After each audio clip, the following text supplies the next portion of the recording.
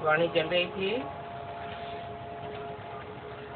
19 जुलाई 1968। दूसरे पेज के मध्यार्थ में बात चल रही थी क्रिश्चियन लोग, क्राइस्ट लोग,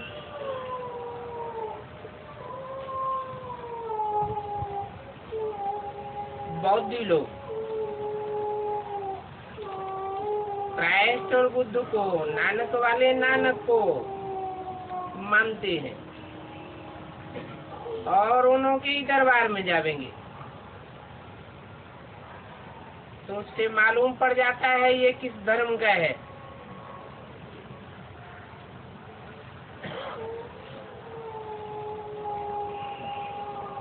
और हिंदुओं के लिए तो कह देते हैं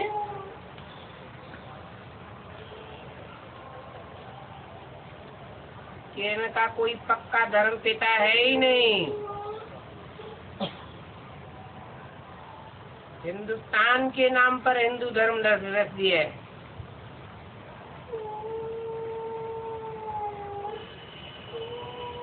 अब आदि सनातन देवी देवता धर्म कहाँ गया,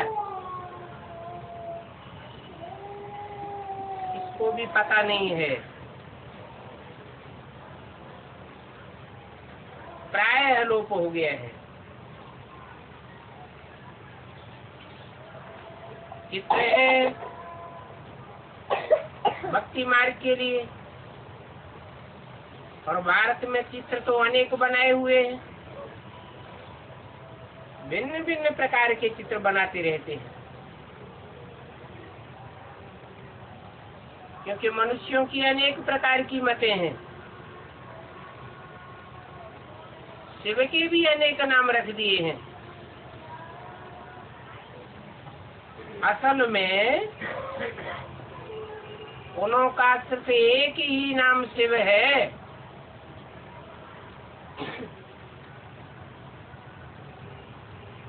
ऐसे भी नहीं, उन्होंने पुनर्जन्म लिया है।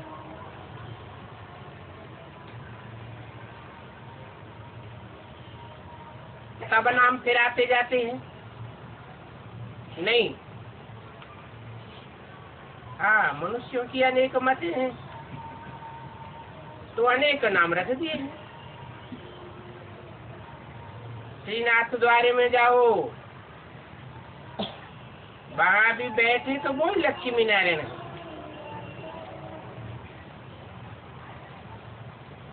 फिर दूसरी जगह में जाओ तो कहेंगे ये लक्ष्मी नारायण का मंदिर है।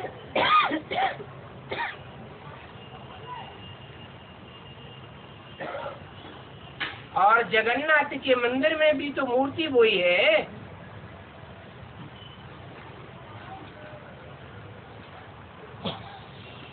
फिर ये नाम भिन्न भिन्न क्यों रख दिए हैं? नाम का आधार क्या होता है? नाम का आधार होता है काम, और काम करने वाली, कर्तव्य करने वाली आत्मा ही होती है। तो नाम रख दिए श्रीनाथ। श्रेष्ठ कर्म करने वालों का नाथ। फिर नाम रख दिया है जगन्नाथ। सारे जगत का, अर्थात 500-700 करोड़ का नाथ। अब 500-700 करोड़ की जनसंख्या में कोई सब श्री थोड़े ही होंगे। श्रेष्ठ आत्माएं भी होती हैं और भ्रष्ट आत्माएं भी होती हैं। तो नाम रख दिया है जगन्नाथ।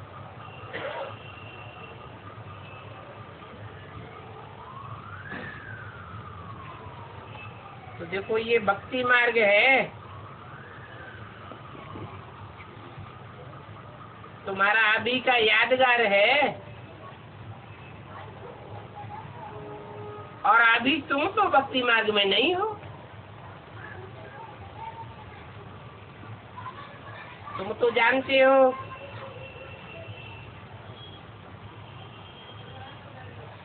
कि एक ही शरीर में श्रीनाथ और एक ही शरीर में जगन्नाथ और एक ही शरीर में शिव पाठ बजाता है।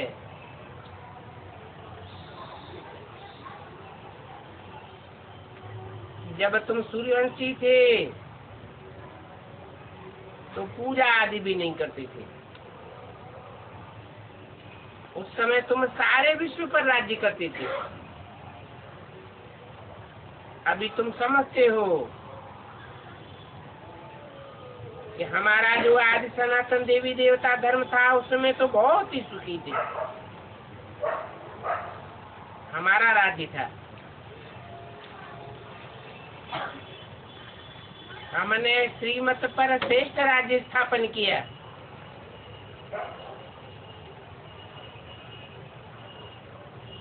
श्रेष्ठ से श्रेष्ठ ब्रह्मा विष्णु शंकर को नहीं कहेंगे, वो भी देवताएं हैं। मनुष्य को देवता बनाने वाला एक ही शिव है।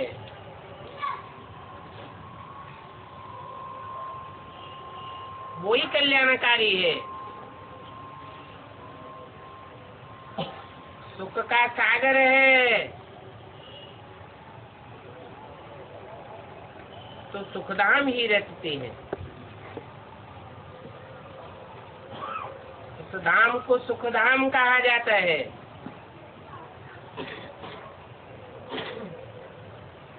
और कोई ऐसे नहीं कहेंगे कि हमको बाप पढ़ाते हैं और हमको मनुष्य से देवता बनाते हैं। तुम बच्चों ही कहेंगे कि भगवान बाप आकर के हमको मनुष्य से देवता बनाते हैं। तुम बच्चों को तो याद है बरोबर देवी देवताओं का राज्य था और उन देवी देवताओं की मंदिरों में जो मूर्तियां हैं पुरानी पुरानी मूर्तियां हैं, वो यादगार हैं, निशानी है।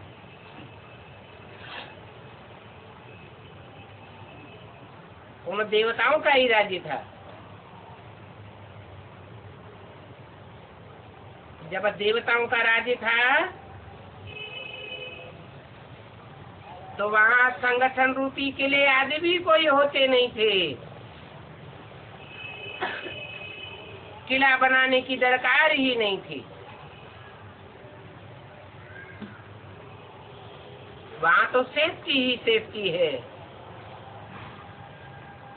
यहाँ किले आदि बनाते हैं सेफ्टी के लिए। इन देवताओं के राज्य में किले आदि थे ही नहीं। वहाँ दूसरा कोई चढ़ाई करने वाला होता ही नहीं है, तो किले आदि बनाने की भी दरकार नहीं।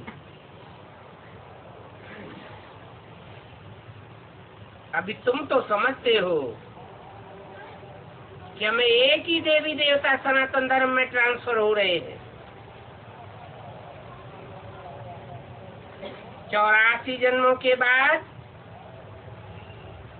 फिर पहला नंबर देवी देवता जन्म में जाएंगे। इसके लिए ही तुम ये पढ़ाई पढ़ते हो और तुम पढ़ाई पढ़ते ही हो राजाई के लिए। तुम्हारी पढ़ाई का नाम ही है राजयोग। तो जरूर भविष्य में राजा बनेंगे। राजाओं का राजा बनेंगे।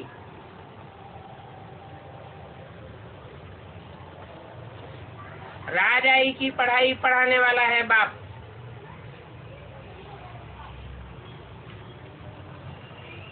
और तो कोई एक ये जब पढ़ाई पढ़ाता ही नहीं।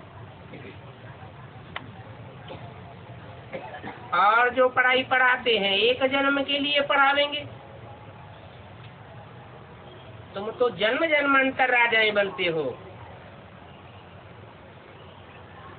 भगवान वास, मैं तुमको राजाओं का राजा बनाता हूँ।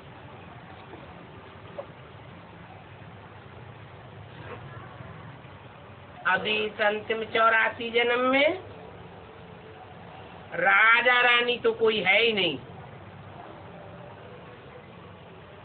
सारी दुनिया में प्रजा के ऊपर प्रजा का राज्य हो जाता है।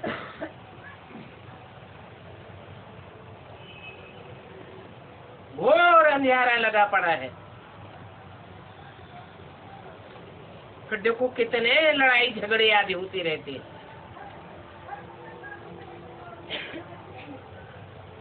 ये तो सभी जानते हैं, कलयुग है, iron age world, golden age world हो करके गया है, सिल्वर एज भी हो करके गया है।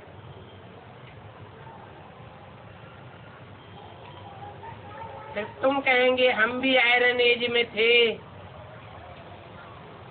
अभी फिर हम पुरुषोत्तम संगम युग पर खड़े हुए हैं, जहाँ पुरुषों में उत्तम उत्तम आत्माओं की पहचान होती है।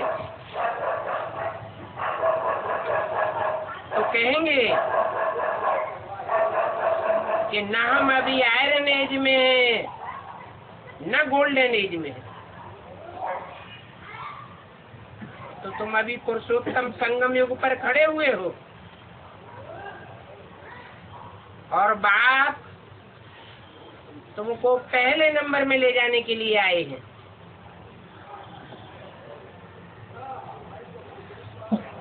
ऐसे तो सभी का कल्याण करते हैं, परंतु भारतवासियों का खास और धर्म वालों का आम कल्याण करते हैं। तुम जानते हो हमारा भी कल्याण होता है। बाकी पहले पहले हम सतयुग में जाएंगे और दूसरे धर्म वाले सतयुग में नहीं जाएंगे। जाएंगे भी तो लास्ट सतयुग में जाएंगे, फर्स्ट सतयुग में हम जाएंगे। बाकी जो भी धर्म के हैं वो सभी शांति धाम चले जाएंगे। तुम जान गए हो कि बौद्धिक सेना आदि तो सतयुग में नहीं आवेंगे।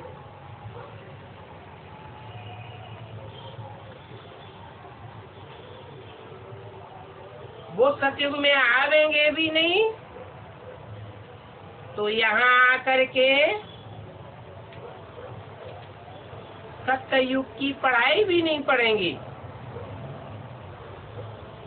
सत्यखंड की पढ़ाई उनको पढ़नी ही नहीं है। तुम तो देवी देवता धर्म के हो, तो तुमको ये सारा सृष्टि चक्र का राज समझाया जाता है। फिर बाप कहते हैं अभी सभी को पवित्र बनना है, चाहे पहले पहले धर्म में आने वाला हो और चाहे दूसरे धर्म में आने वाला हो, पवित्र तो सबको बनना पड़ेगा।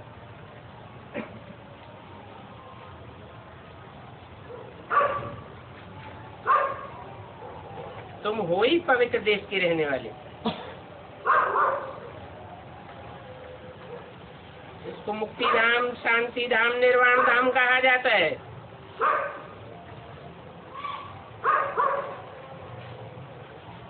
मुक्ति धाम का आती है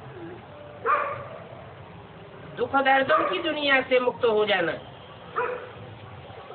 अशांति की दुनिया से मुक्त होकर के रहेंगे, वाणी से परे होकर के रहेंगे। वहाँ सिर्फ आत्माएं रहती हैं। 5 तत्वों का शरीर तो नहीं होता है। शरीर होगा तो वाणी भी जरूर होगी। अभी तुमको तो वाणी से परे ले जाते हैं।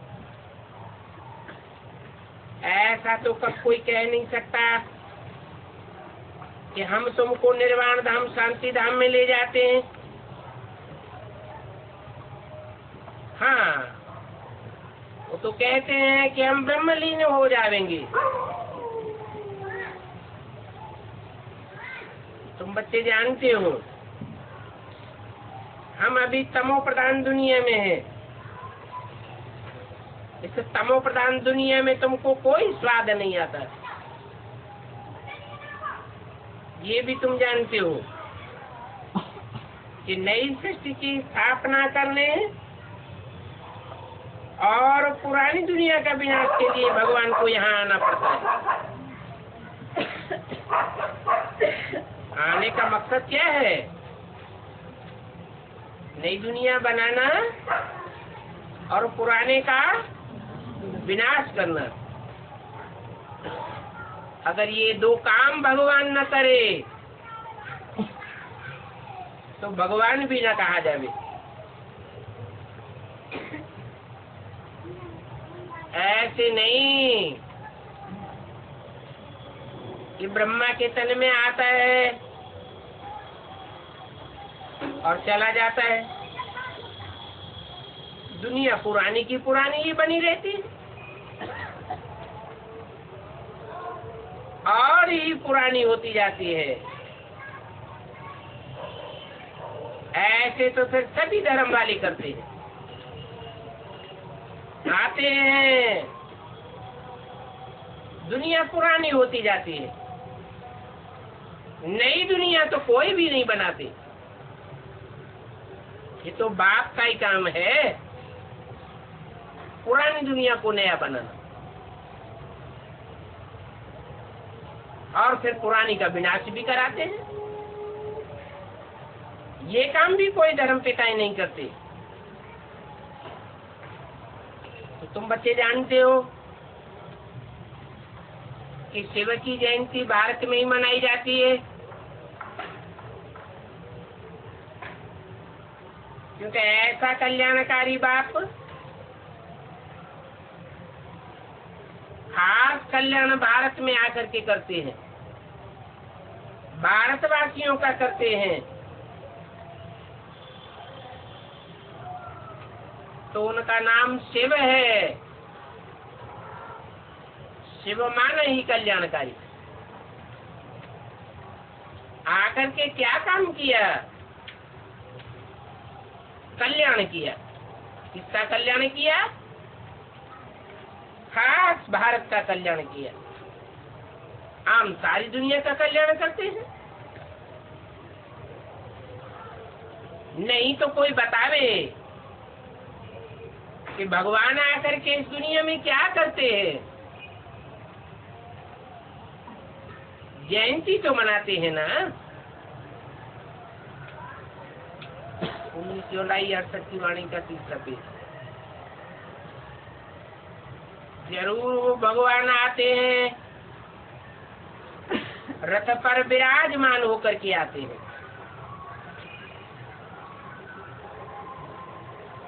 उस रथ की यादगार उन्होंने फिर घोड़ा गाड़ी दिखाई दी।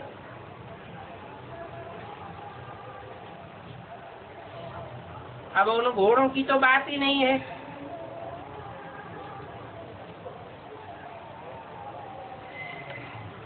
जानवर घोड़ों की बात नहीं है, ये तो इंद्रियों की बात है। इंद्रियां जानवर जैसा आचरण करने लग पड़ती है।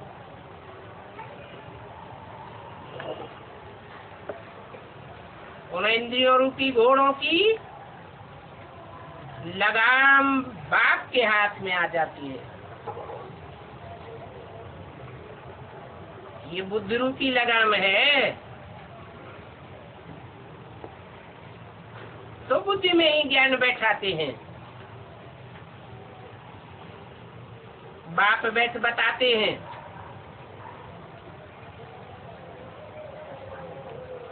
कि मैं किस रथ पर सवार होता हूँ।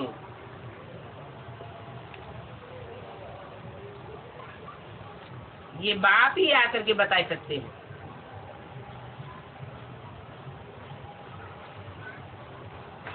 बल ब्रह्मा के तन में वाणी चलाते हैं, परंतु ब्रह्मा तो जानते नहीं कि बाप बाप बनकर किस रथ पर आता है। इसलिए कहते हैं कि मैं खुद ही आकर के अपना परिचय देता हूँ। मेरा परिचय मेरे सिवाय और कोई नहीं दे सकता, और अपने बच्चों को ही अपना परिचय देता हूँ। फिर ये ज्ञान प्रायः लोप हो जाता है।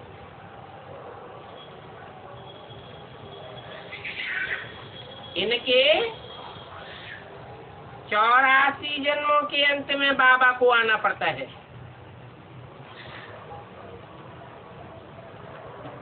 क्या कहा? 84वें जन्म में आना पड़ता है, ये नहीं कहा। क्या कहा? 84 जन्मों के अंत में। कहते हैं अंत के भी अंत के जन्म में आता हूँ।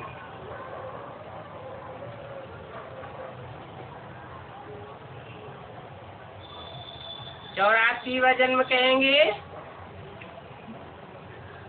1936। ब्रह्मा के लिए कहेंगे 1946-47, क्योंकि 60 वर्ष की वानप्रस्थी अवस्था में आता हूँ। दोनों के लिए बोला है इनके, इसके नहीं बोला।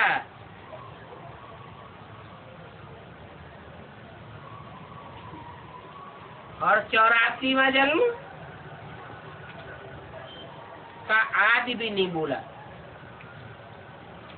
कि बचपन में आता हूँ। नहीं, वानप्रस्थ अवस्था में आता हूँ।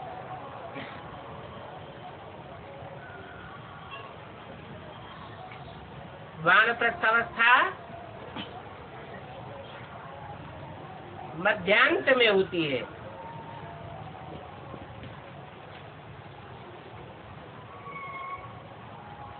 और अंत कहेंगे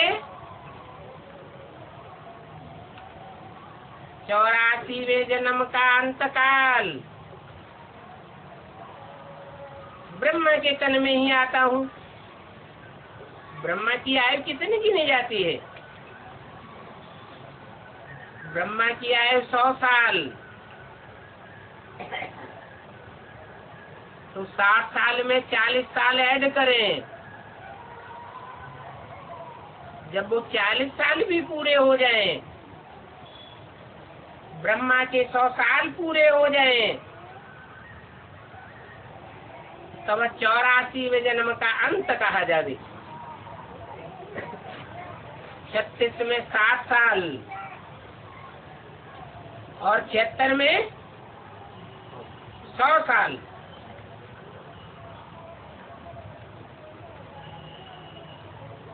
तो ब्राह्मणों की दुनिया में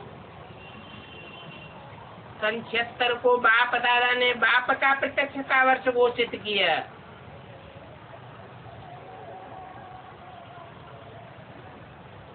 भक्ति मार्ग में भी ये मान्यता रही।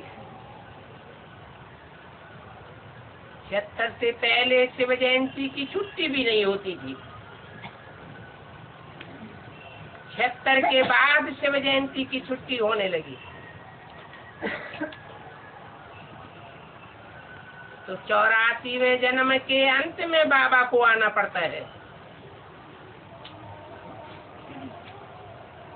इस बात का ज्ञान बाप के सिवाय और कोई भी दे नहीं सकता।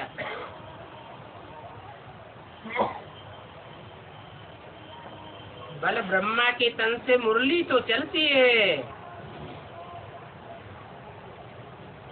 परंतु ये ज्ञान की बात कोई की बुद्धि में नहीं बैठ सकती। तो बाप कहते हैं मैं जो कुछ सुनाता हूँ वो है गीता ज्ञान अमृत, बाकी सभी शास्त्र हैं भक्ति मार्ग के।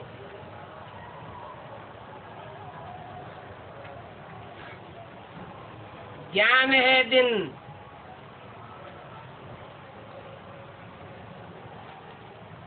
दिन में सोधरा होता है, सब समझ में आता है, देखने में आता है प्रैक्टिकल। अंधेरे में तो सोधरा नहीं कहेंगे।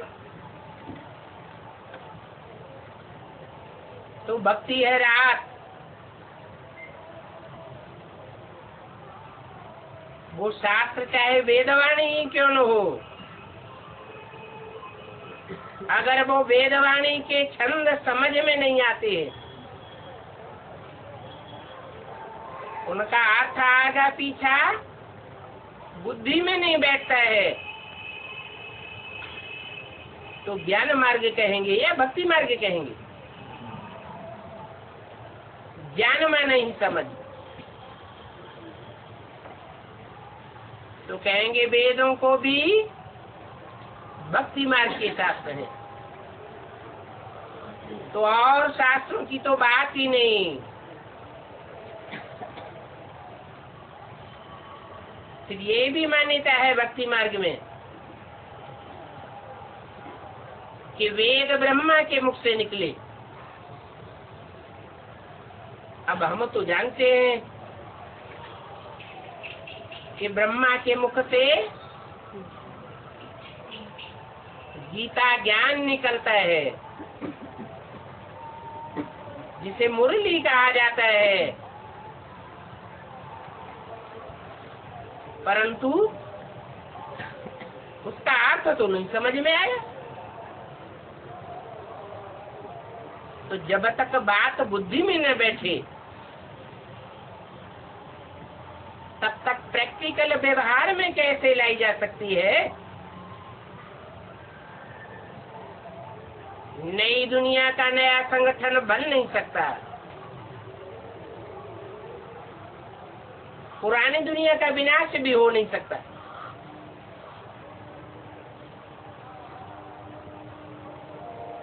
तो भक्ति की रात में नीचे उतरना होता है।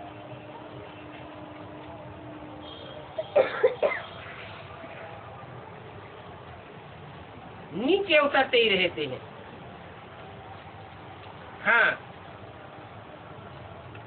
भक्ति का शोर शराबा बहुत होता है। कितनी प्रदर्शनी करते हैं, कितना कुंभ का मेला लगता है।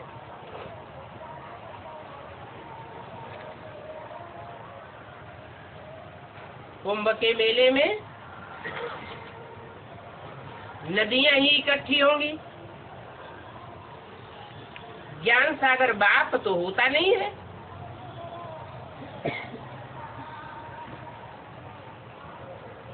उस कुंभ के मेले में ऐसे कोई नहीं कहता कि अभी तुमको पवित्र बन करके नई दुनिया में जाना है। ये बात बाप के सिवाय कोई कह नहीं सकता। बाबा ही बतलाते हैं। इस शरीर में रहते रहते तुमको ये राजयोग की पढ़ाई पढ़ते पढ़ते पुरानी दुनिया को छोड़ नई दुनिया में जाना है। अभी तो संगम युग है, अभी नई दुनिया भी नहीं है। बाकी पुरानी दुनिया का किनारा बुद्धि से तुमने छोड़ दिया है। तुमको पढ़ाई भी मिलती है, जो पढ़ाई कलप पहले भी तुमको मिली थी, मनुष्य से देवता बनने के लिए। गायन भी है, मनुष्य देवता किए करतन लागी बार। जरूर बाप ही बनावेंगे। बनाने वाला रचयिता बाप ही होता है। बाप पहले किसकी रचना करता है? बच्चों की रचना करता है, बच्चियों की करता है, या माँ की रचना करता है? पहले माँ की रचना करता है। तो ब्रह्मा रूपी बड़ी माँ को पहले पहले अपना परिचय होना चाहिए।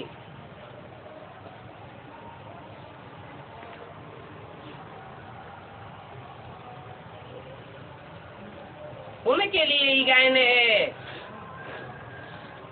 1 सेकंड में मनुष्य से देवता बन जाती है।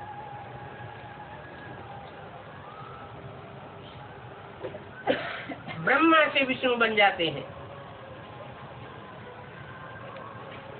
तो जरूर आप ही बनावेंगे। तुम जानते हो, पहले हम अपवित्र ग्रस्त धर्म वाले थे। अभी बाबा आकर के फिर पवित्र प्रवृत्ति मार्ग का बनाते हैं। तो सब पवित्र प्रवृत्ति मार्ग में तुम उच्च पद पाते हो। तो देखो, ऊंच से ऊंच बाप, एवर प्योर बाप तुमको कितना ऊंच बनाते हैं। बाप की है श्रीमत, अर्थात श्रेष्ठ से श्रेष्ठ मत। अभी ऐसा श्रेष्ठ हम बनते हैं, श्रीमत के अर्थ का सन्यासियों को पता ही नहीं है।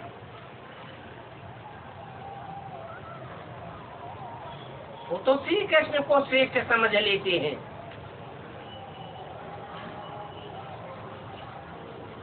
ब्राह्मणों की दुनिया में भी ऐसे सन्यासियों की शूटिंग हो रही है। वो श्रीमत किसकी समझते हैं?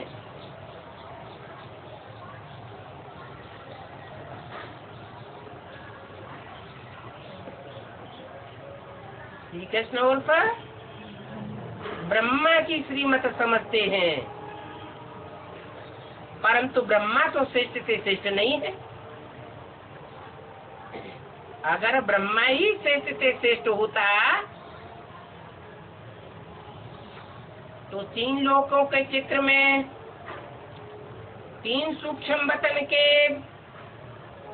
हिसाब से ब्रह्मा को नीचे तबक्के में क्यों दिखाया गया?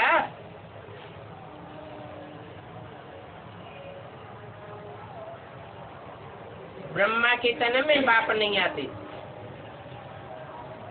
हाँ, माँ का पाठ चलता है।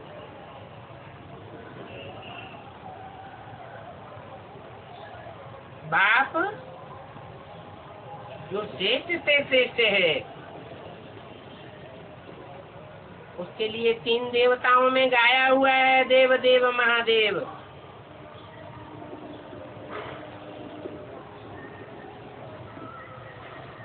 वो श्रेष्ठ से श्रेष्ठ पाठधारी है। उसमें भी बाप आकर के पाठ बजाते हैं। ऐसे नहीं है कि शंकर ने विष पिया। शंकर देव देव महादेव है, नहीं। वो भी बाप का काम है। एक शिव बाबा ही श्रेष्ठ बनाने वाला है।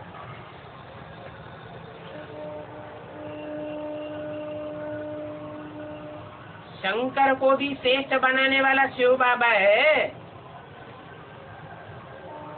महादेव बनाने वाला शिव बाबा है। नहीं तो शंकर किसकी याद में बैठा है? याद में क्यों बैठा है?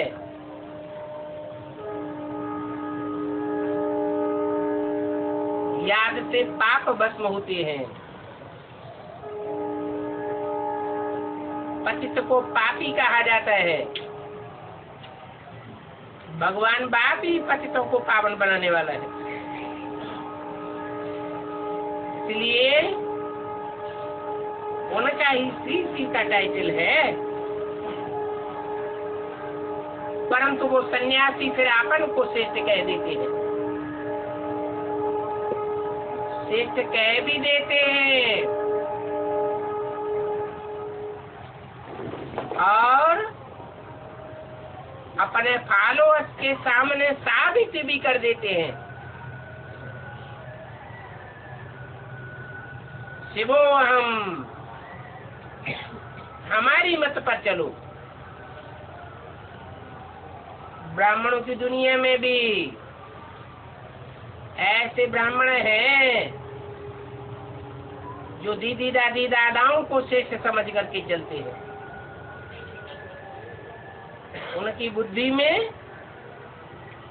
उनसे जाति श्रेष्ठ कोई दुनिया में नहीं दिखाई पड़ता।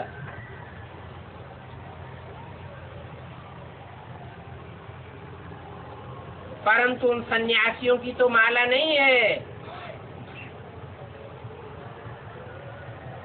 माला तो तुम श्रेष्ठ से श्रेष्ठ देवी देवता बनने वालों की माला है। माला संगठन की निशानी है। माला फेरी जाती है। माला है 108 की।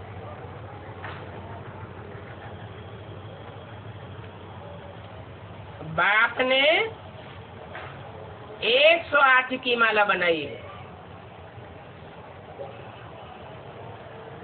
और उन सन्यासियों ने कितने की बनाई है? 16,108 की बनाई है।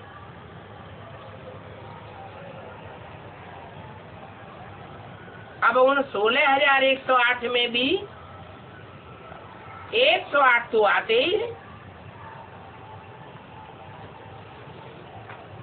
4 जोड़ी और 1 बाप।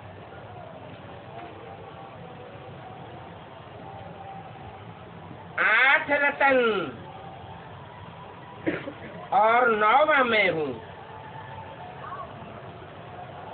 उनको नवरत्न कहते हैं। इनको ऐसा बनाने वाला है बिंदु बिंदु आत्माओं का बाप। तुम बाप द्वारा कितने पारस बुद्धि बनते हो?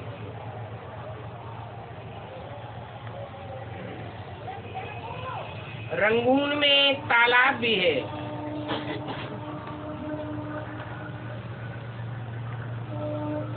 कहते हैं इस तालाब में स्नान करने से परियां बन जाते हैं।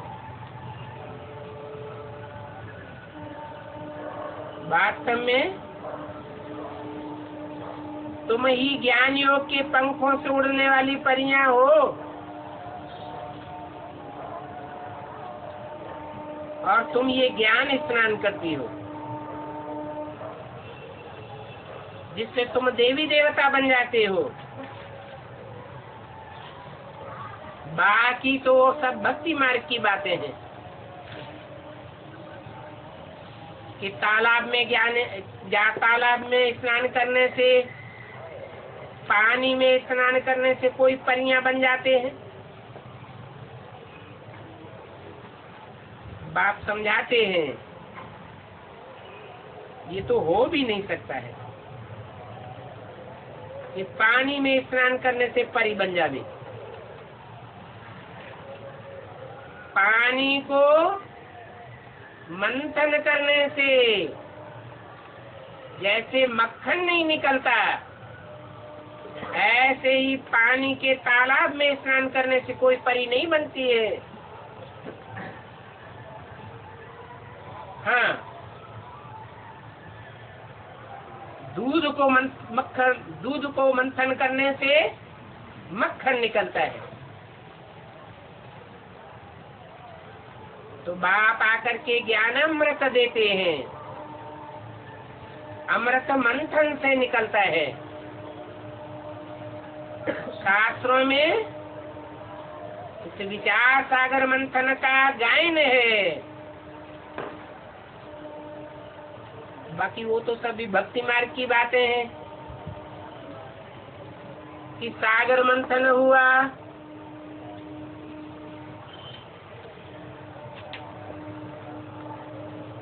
कछुए को आधार बनाया,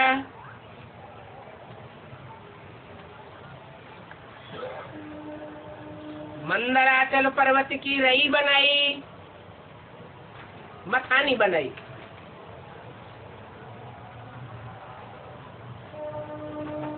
और सर्प को रस्सी बनाया, फिर रस्सा कसी हुई। रस्सा कसी होती है ना, एक तरफ से एक पार्टी खींचती है, फिर दूसरी तरफ से दूसरी पार्टी खींचती है। वास्तव में विष्णु है कछुआ का पार्ट, मंदराचल पर्वत है मंद बुद्धि बने रहने वाले का पार्ट, जिसके तन से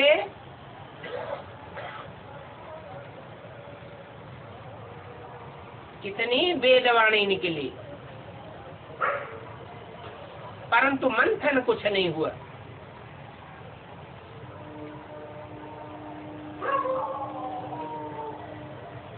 मंद बुद्धि ही रहती है।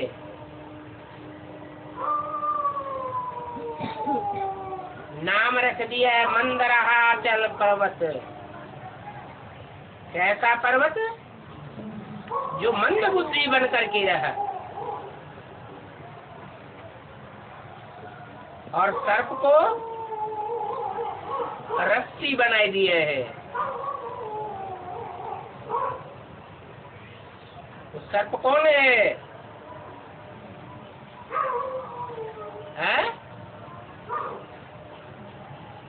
सर्प का मिसाल किस लिए दिया जाता है? सर्प में क्या खासियत होती है? अरे 5 विकार हैं सर्प: काम, क्रोध, लोभ, मोह, अहंकार। और ये 5 विकार रूपी जो सर्प है, वो किसके तन में लिपटे हुए दिखाए जाते हैं? शंकर के तन में दिखाते हैं। कमर में काम विकार का सर्प, बगलों में क्रोध और लोभ का सर्प, गले में मोह का सर्प, और सर के ऊपर अहंकार का सर्प।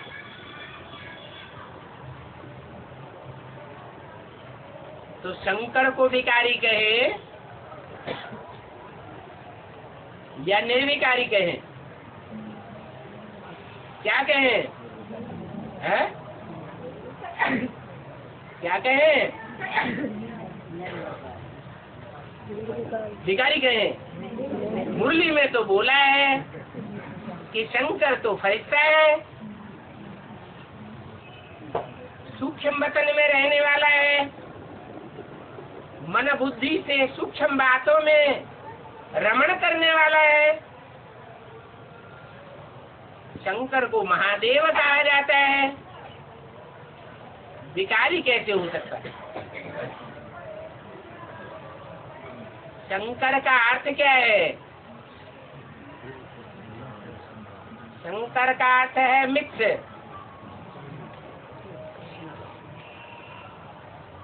तो शंकर भिखारी नहीं है।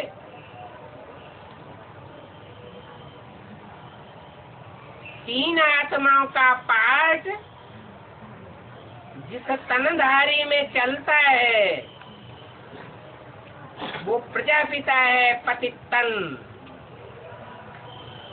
बड़े से बड़े कामी कांटे में आकर के उसको बड़े से बड़ा फूल बनाता हूँ। इसलिए कमल फूल यादगार है। कमल फूल को फूलों का राजा कहा जाता है।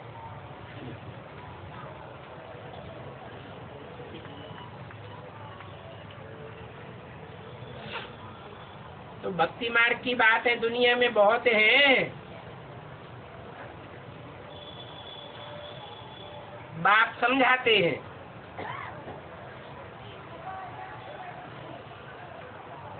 फिर भक्ति मार्ग की बातों से तुम नीचे गिरते चले आए हो।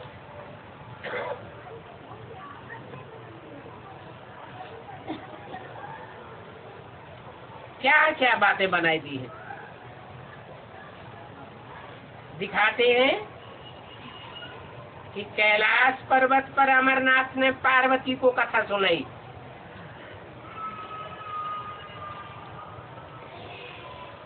अब कैलाश पर्वत पर कथा सुनावेंगे क्या? पर्वत माना क्या? पर्वत माना ऊंची स्टेज। मनन चिंतन मंथन की जब ऊंची स्टेज बनती है आत्मा की, ऐसी ऊंची स्टेज में रह करके ही वो अमर कथा कहो, तीजरी की कथा कहो, सत्यनारायण की कथा कहो, ये प्रैक्टिकल कथा है जो तैयार होती है। फिर दिखाते हैं कि ये अमर कथा सुन करके अमरपुरी चले गए। अब अमर तो देवताएं होते हैं, मनुष्यों को तो मृत्यु कहा जाती है।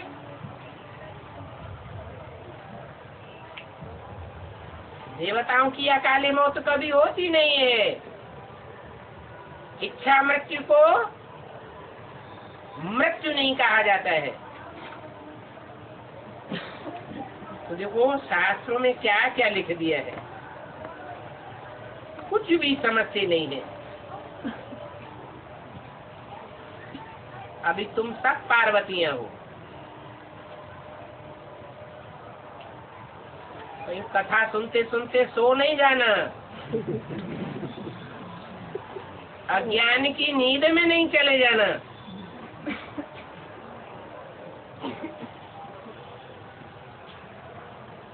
अभी तुम समझते हो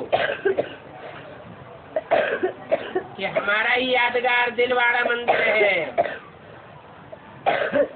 और हमारा ही यादगार गुरशिखर है।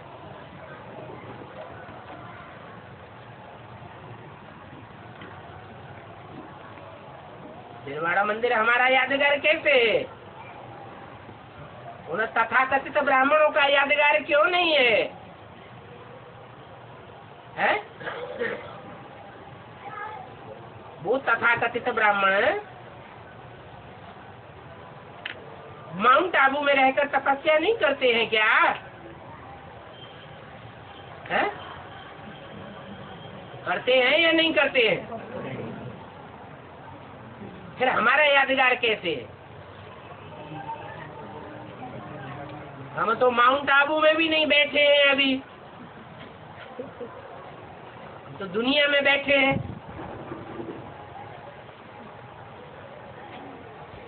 मुरली में बोला है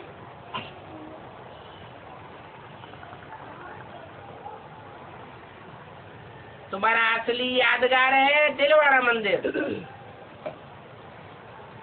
वो भक्ति मार्ग का दिलवाड़ा मंदिर, वो तो जड़ मूर्तियों वाला है। तुम तो अभी प्रैक्टिकल में संगम युग में चैतन्य में वहां बैठते हो। कहाँ? दिलवाड़ा मंदिर के एरिया में। आसार नजर आते हैं या नहीं आते हैं? कैसे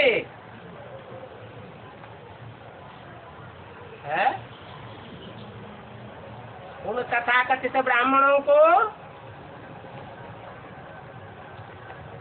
कोई 3 पैर पृथ्वी भी देने के लिए तैयार नहीं है, और तुमने तो सारा दिलवाड़ा लगभग खरीद के अपने नाम करवा लिया। तुम ही जाकर के तपस्या करेंगे? कहाँ? वो जड़ यादगार मंदिर है, और तुम बनाते हो चैतन्य यादगार। चैतन्य में बैठ करके तपस्या करते हो। तो देखो, बाप बहुत गुप्त है और बहुत ऊंचे रहते हैं। तुम जानते हो कि बाप और हम आत्माएं कहाँ निवास करती हैं? वो है मूल वतन।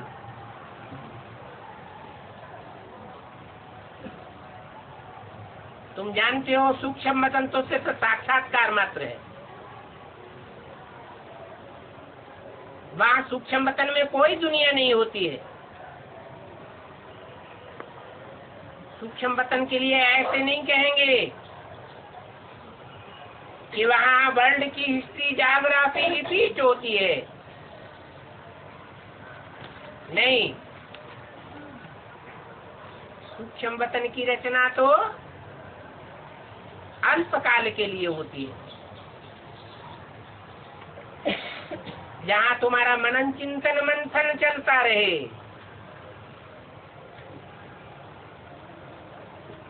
मूल वतन के लिए भी नहीं कहेंगे कि हिस्ट्री रिपीट। बाकी इस दुनिया के लिए कहेंगे कि वर्ल्ड तो एक ही है और कुछ नहीं है। इस वर्ल्ड की हिस्ट्री ज्योग्राफी रिपीट कहा जाता है। मनुष्य कहते हैं विश्व में शांति हो,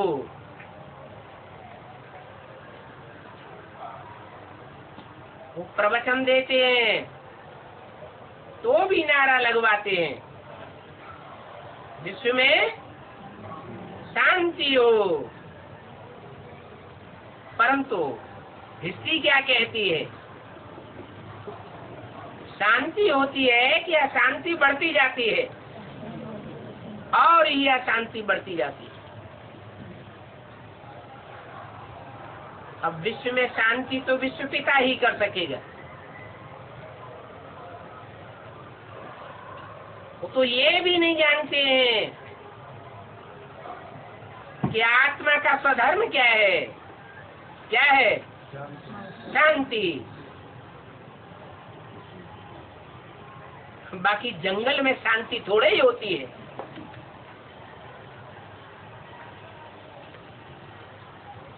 शांति तो गले का हार है।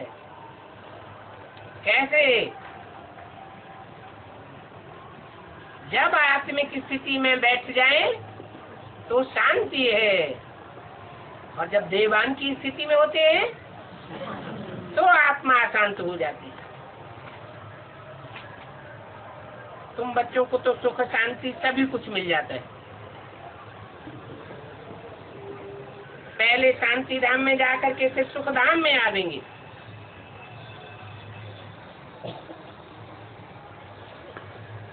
क्यों? पहले सुख धाम क्यों नहीं?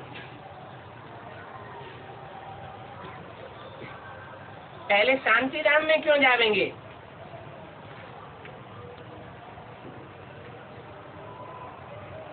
कि शांति के बिना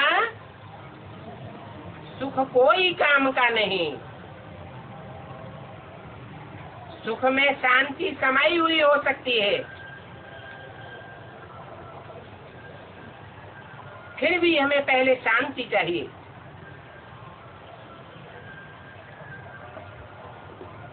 जैसे शरीर में बुखार आ जाता है, सारा शरीर तिलमिलाता है, अशांत हो जाता है।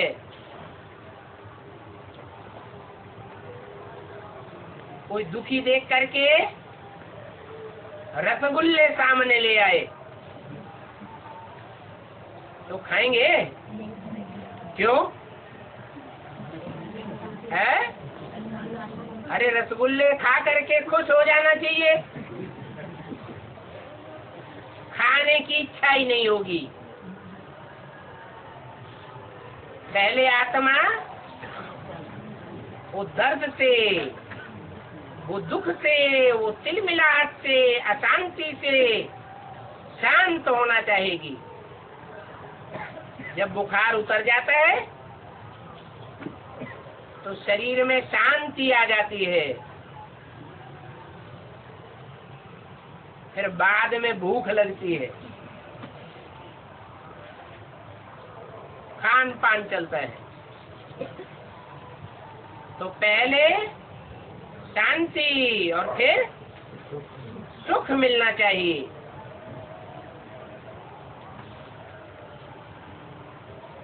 कई ऐसे कहेंगे कि हम ज्ञान नहीं लेवेंगे, हम तो पिछाड़ी भी आवेंगे, बाकी तो हम शांति धाम में ही रहेंगे।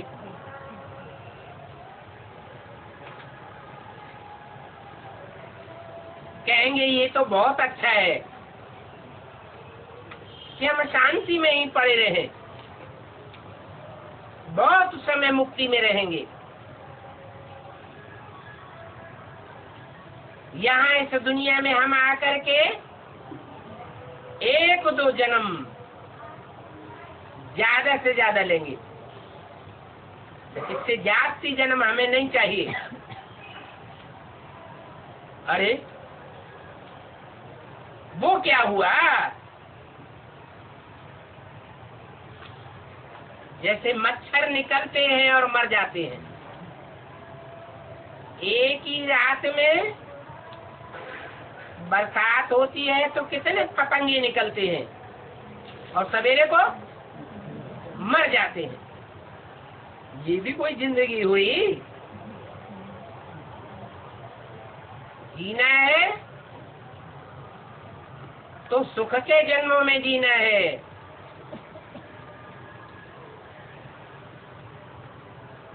भले फिर बाद में दुख मिले। सुख और दुख दोनों से ही क्रॉस आत्मा करे। अगर जीवन में दुख नहीं मिलता है तो सुख की भी कोई वैल्यू नहीं होती है। जो व्यक्ति जीवन भर इसी सुख में रहा हो,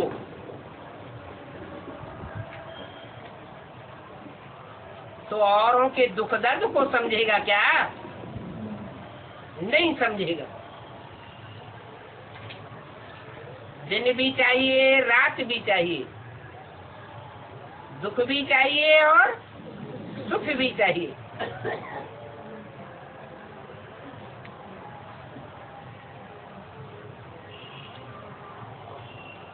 तो मच्छरों जैसी जिंदगी हमको नहीं चाहिए। रात को कितने ढेर मच्छर निकलते हैं, पतंगे निकलते हैं, उड़ते हैं, फिर सुबह को देखो तो खलास।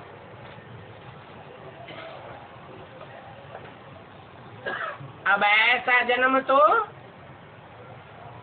पशु पक्षियों का भी होता है, और मनुष्यों का भी अगर ऐसा ही जन्म हो तो फिर फर्क क्या हुआ? मनुष्य का जन्म ऐसा तो नहीं होना चाहिए।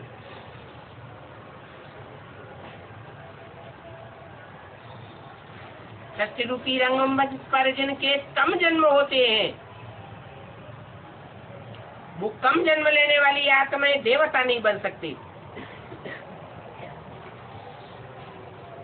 एक दो जन्म लेने वालों को इस दुनिया में क्या सुख मिलेगा?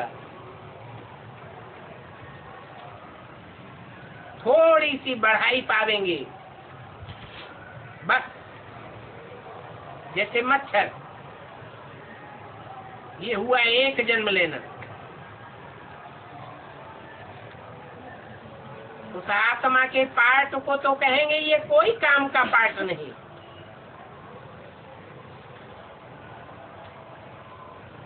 जैसे कि कोई पार्ट ही नहीं।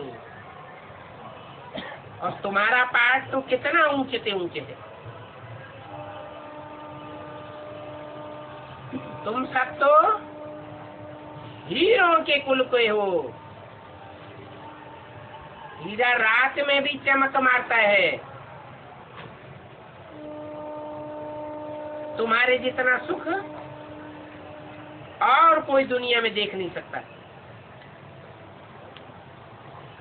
इसलिए तुमको पूरे 84 जन्म लेने का पुरुषार्थ करना चाहिए।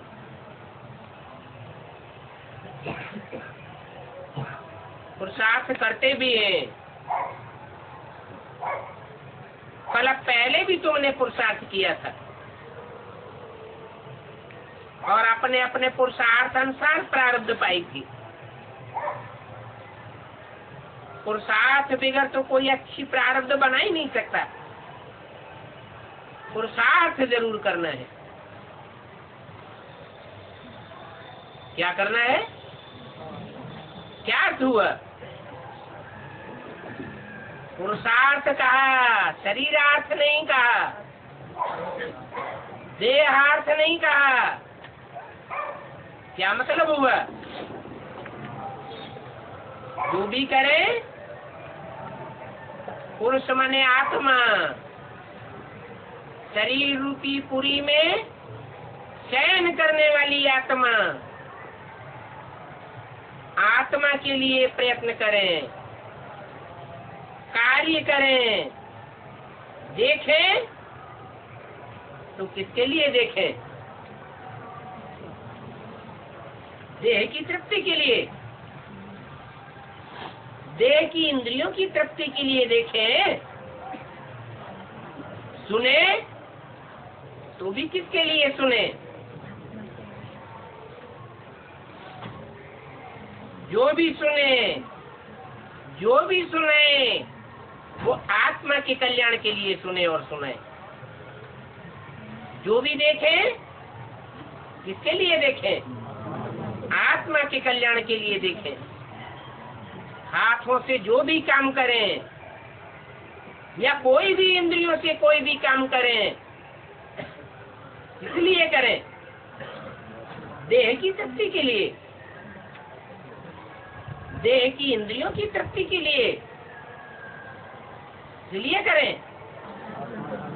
आत्मा के कल्याण के लिए करें। तो पुरुषार्थ जरूर करना है।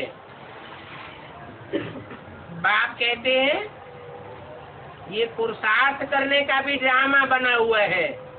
हर एक का अपना अपना ड्रामा है। तुम्हारा भी पुरुषार्थ होता है ड्रामा के प्लान अनुसार। इससे ये नहीं समझना है कि ड्रामा प्लान अनुसार हमारा पुरुषार्थ अपने आप ही चल पड़ेगा।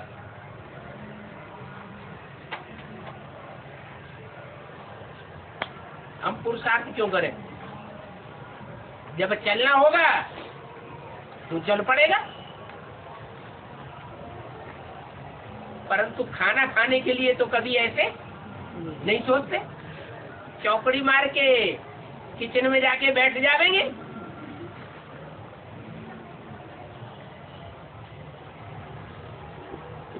तो ऐसे नहीं चल सकता।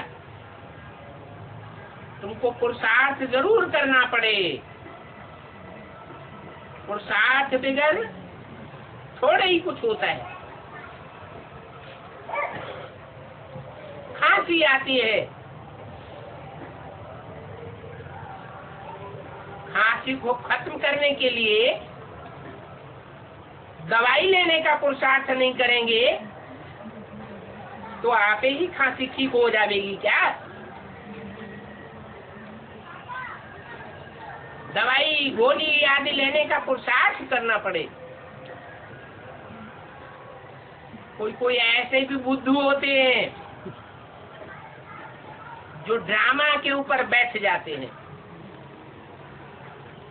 जो ड्रामा में होगा तो देखा जाएगा। ऐसा उल्टा ज्ञान बुद्धि में नहीं बैठाना है। ये भी माया बिगड़ डालती है। बच्चे पढ़ाई को छोड़ देते हैं, इसको कहा जाता है माया से हार।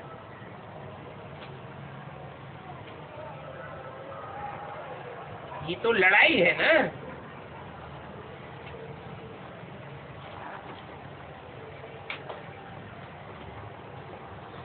और बड़ी जबरदस्त लड़ाई है।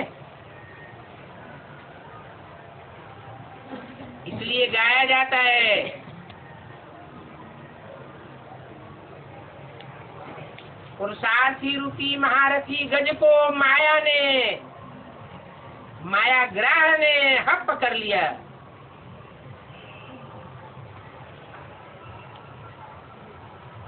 गज को कहाँ दिखाते हैं? है पानी में। और ग्रह को कहाँ दिखाते हैं? वो भी पानी में। जो माया रूपी ग्रह है वो सदैव पानी में रहता है, कभी थोड़े समय के लिए बाहर आता है। और गज हाथी, हाथी रूपी पुरुषार्थी सदैव पानी में रहता है क्या? तो बाहर की दुनिया में भी रहता है, फिर पानी में भी किलोले करता है। तो यहाँ की बातें दिखाई हैं। अब सागर के अंदर तो बहुत बड़े बड़े जीव होते हैं, इतने बड़े बड़े जीव जंतु होते हैं कि बड़े बड़े स्टीमर को भी खड़ा कर देते हैं, आगे नहीं बढ़ने देते। बहुत ताकत वाले जंतु होते हैं। अब तुम जानते हो कि सतयुग में तो ये स्टीमर आदि होते ही नहीं है। सतयुग में इनकी दरकार ही नहीं।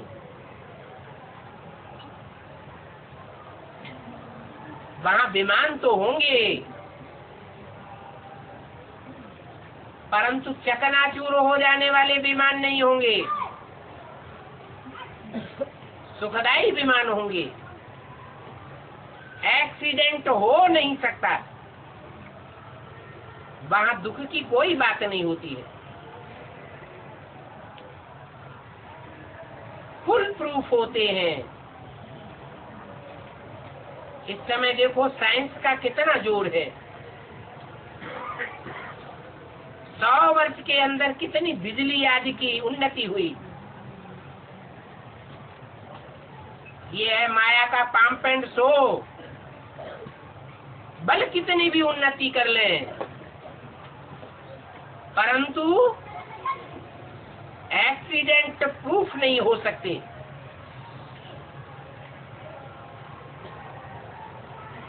सतयुग में तो बात ही दूसरी होती है। अच्छा, ओम शांति।